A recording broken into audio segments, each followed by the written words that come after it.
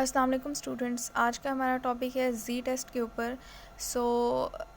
हम लोग पहले जी टेस्ट की एक एग्ज़ाम्पल देखते हैं और फिर देखते हैं उसको हम सॉल्व कैसे करते हैं।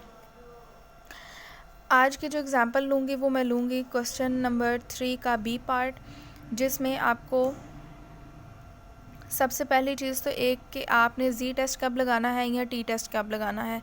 तो ये आप लोगों को पता होना चाहिए कि जब मैंने आपको ये चीज़ें पहले लिखवा चुकी हूँ कि जब आपका एन जो है वो ग्रेटर देन 30 होता है और पॉपुलेशन का स्टैंडर्ड डेविएशन गिवन होता है, पॉपुलेशन स्टैंडर्ड डेविएशन गिवन और पॉपुलेशन स्टैंडर्ड डेविएशन हमारे पास होता है सिग्मा। अगर ये गिवन हो तो हम जी टेस्ट लगाते हैं। अगर ये एन लेस देन 30 हो फिर भी पॉपुलेशन का ही स्टैंडर्ड डेविएशन सिग्मा गिवन हो तो हम लगाते हैं जी टेस्ट। लेकिन जब हमारे पास एन जो है वो लेस देन 30 होता है और सैम्पल का स्टैंडर्ड डेविएशन गिवन होता है, सैम्पल का स्टैंडर्ड डेविएशन एस गिवन होता है, तो तब हम लगाते हैं, इस पे हम लगाते हैं टी टेस्ट। ये चीज़ आपने माइंड में रखनी है कि जब आपके पास ये वाली चीज़ें गिवन होगी तब आपने टी टेस्ट लगाना है और ये गिवन होगी तो आपने जी टेस्ट लगाना है। सो अब एग्जांपल देखते हैं। एग्जांपल क्या है कि the 10 dry cells were taken from one store and voltage test gave the following results.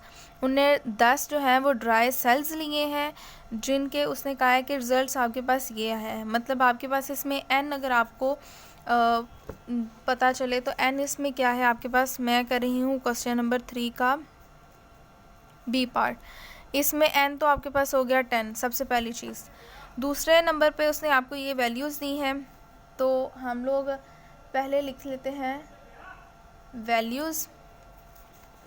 ठीक है, वैल्यूज़ कुछ यूँ हैं, that is 1.52, 1.53, 1.49, 1.48, 1.47, 1.49, 1.51, 1.50, 1.47 and 1.48, that is 10।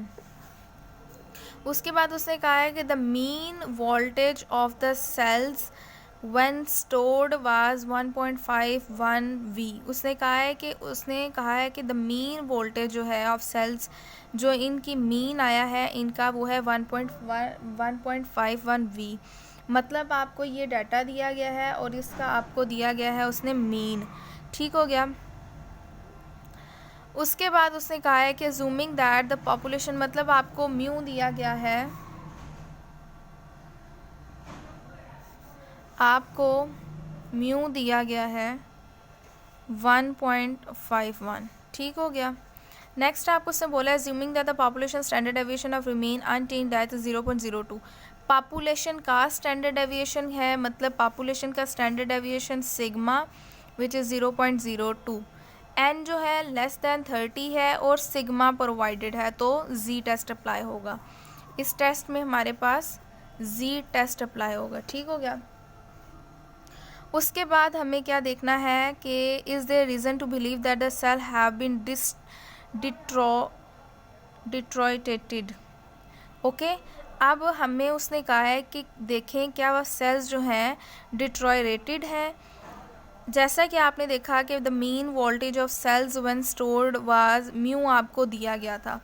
तो हमारा हमेशा जो स्टेप 1 होता है, यहाँ से क्वेश्चन जो स्टेप्स में हम स्टार्ट करते हैं, स्टेप 1 वो होता है हमारे पास H0 डिफ़ाइन करना या होता है H1 डिफ़ाइन करना। ठीक हो गया। अब उसने कहा है कि आपके पास जो आपके सेल्स हैं ना, वो हमारे पास उसने कहा है कि स्टोर्ड होते हैं इस पॉइंट पे। मीन उसका ये है 1.51। उसने कहा है क्या वो रीज़न क्या है, जब आपके वो एक हिसाब से वो डिट्रॉयरेटेड हो जाते हैं, ख़राब हो जाते हैं, तो जब इस कंडीशन से कम पे वो स्टोर होंगे तो ऑब्वियसली वो डिट्रॉयरेटेड हो जाएंगे। तो हमेशा जो हम एक कंडीशन पढ़ते हैं वो हम लगाते हैं यहाँ पर। अगर तो वो एक तो ये था कि म्यू ये है, अगर म्यू की वैल्यू इससे कम हो जाती है तो वो हमारे पास रीज़न है कि वो ख़राब हो जाते हैं। अगर हमारे पास यहाँ पर लेस का साइन होता है तो दूसरी साइड पे हम ऑपोजिट लगाते हैं, which is mu greater than and equal to 5.51। ये आपने कर लिया स्टेप 1। स्टेप 2 हमेशा हमारा होता है लेवल ऑफ सिग्निफिकेंस, जो कि आप लोगों को पता है कि अगर तो बाय डिफ़ॉल्ट कुछ भी नहीं दिया जाता तो आप उसको लेते हैं 5%। तो अगर इसको परसेंटेज से, सॉरी मैं भूल गई थी, अगर इसको परसेंटेज से कम किया जाए दैट इज़ 0.05। स्टेप 3 क्या है आपके पास, टेस्ट स्टैटिस्टिक अप्लाई करना।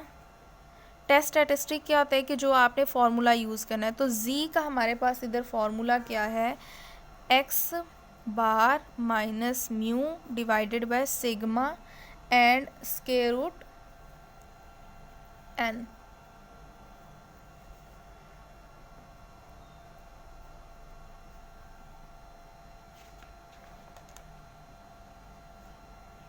ठीक हो गया, ये हमारे पास है फॉर्मूला इसका।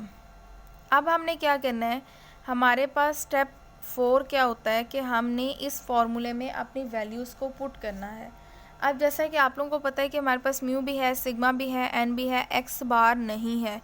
तो एक्स बार कैसे आता है, sum x divided by n. X की सारी वैल्यूज़ का सम और उसको डिवाइड करते हैं एन पे। ठीक हो गया, उसको डिवाइड करते हैं एन पे। अब हमने इन सारी वैल्यूज़ को जब सम करेंगे, आप लोग कैलकुलेटर यूज़ करके कीजिएगा, मैं ऑलरेडी इसको सॉल्व करके आपको बताऊंगी। 14.84 आता है, जिसको 10 पे डिवाइड करें तो आपका एक्स बार का, इन सारी वैल्यूज़ का सम लगाया है मैंने यहाँ पर, तो ये आपका आ जाता है 1.494। एक्स बार आ गया, तो आपने जी में क्या करना है कि एक्स बार की जगह आपने वैल्यू पुट कर देनी है, that is 1.494 minus 1.51 divided by standard deviation है 0.02 and multiply by square root 10। ये आपका आ गया है इसका। और जब आप इसको सॉल्व करेंगे तो ये आपके पास जी की कैलकुलेटेड वैल्यू आई है -2.53। ठीक हो गया। स्टेप 5 हमारे पास क्या था कि हमने देखना होता है कि हमारा क्रिटिकल रीजन, यहाँ पर आप, बल्कि मैं लिख ही देती हूँ, क्रिटिकल रीजन, जो कि क्या होता है कि we reject H not if, अगर हमारे पास जी की जो टेबुलेटेड वैल्यू है, वो कैलकुलेटेड वैल्यू है, वो लेस देन हो जी ऑफ अल्फ़ा। कैलकुलेटेड वैल्यू आई है -2.53 और आपके पास जी की वैल्यू आपने देखनी है अल्फ़ा पे। अब अल्फ़ा यहाँ पर आपका है 0.05, तो जी का टेबल चेक करें और अल्फ़ा की वैल्यू जब देखें तो यहाँ आ जाएगी 1.645। तो क्या ये वैल्यू इससे कम है, क्या ये वैल्यू इससे कम है? जी, ये आपकी वैल्यू कम है, तो ये आपका ट्रू हो गया है। अगर ये ट्रू है दैट मीन्स कि हम अपने जो एच नॉट है, स्टेप 6 हमारा पास होता है कंक्लूजन का, कि हाँ अब हमारे पता चल गया कंडीशन ट्रू है, so we reject H not, that is it.